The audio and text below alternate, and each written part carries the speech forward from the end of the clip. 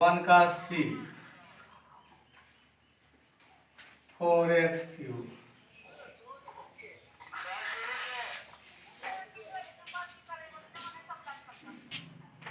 आपको पहले d/dx लिख देते हैं। अब देखो बुआ, स्क्वायर स्क्वायर किसका डिप्रिसिएशन होगा? क्यू का होगा। तो यहाँ क्या लिखेंगे? एक्स स्क्वायर की जगह पर x³ फिर x पावर 3 और बच्ची को बोल रहे थे, बच्ची को हम पावर 3 पावर मल्टीप्लाई कर दिए, पावर में 1 का सब्ट्रैक्शन। पावर पहले हम क्या बोले? पावर 2 किसका डिप्रिसिएशन होगा? पावर 3 का। किस पर पावर 2 है? x पर पावर 2 है, x³ लिखे, प्लस पावर 3 किसका डिप्रिसिएशन होगा? पावर 4 का, तो x पर पावर 4, x पावर 3 किसका डिप्रिसिएशन होगा? पावर 4 का, तो x पर पावर 4 लिखे।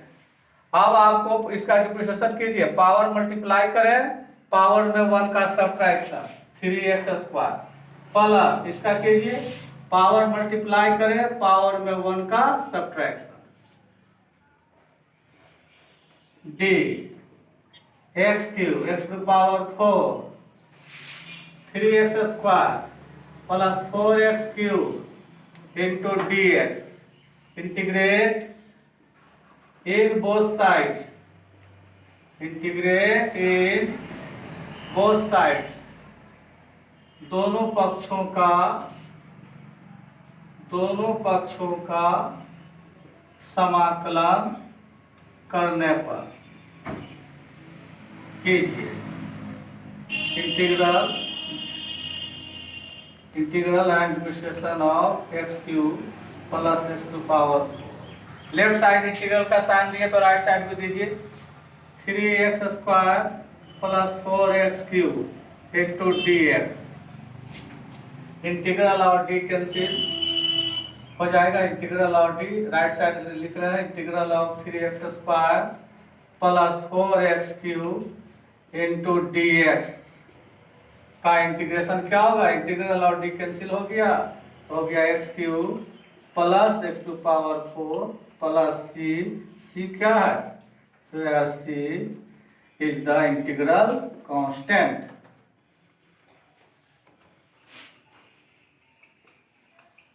जहां c समाकलन नियतांक अचर है। यहाँ c क्या है? समाकलन नियतांक अचर है। e टू पावर 2x का इंटीग्रेशन कीजिए। आपको सोचना है एक्सपोनेंशियल का डिप्रिसिएशन क्या रहता है? वही रह जाता है, एक्सपोनेंशियल का डिप्रिसिएशन वही रहेगा। तो जो लिखा हुआ लिखते हैं, e टू पावर 2x का डिप्रिसिएशन क्या होगा? e to power 2x, x का कोएफिशिएंट क्या है? 2 से गुना कर दीजिए, d e to power 2x 2 e to power 2x dx क्या डिवीजन में है, लेफ्ट साइड करेंगे मल्टीप्लिकेशन में हो जाएगा। अब इंटीग्रेट इन बोथ साइड, और बोलिए मत, इधर ध्यान दीजिए, इंटीग्रेट इन बोथ साइड, दोनों पक्षों का समाकलन करने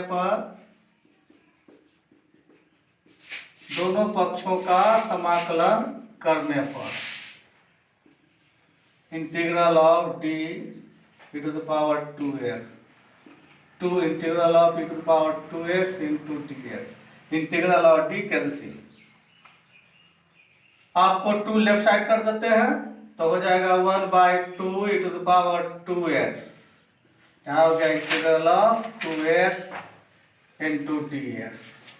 यही आपका हुआ integral of e to the power 2x into dx का integration e to the power 2x by 2 plus फिर c is the integral constant, जहां c समाकलन नियतांक देखो वो इंसेप्शन मेथड थोड़ा सा भास्ट लग रहा होगा।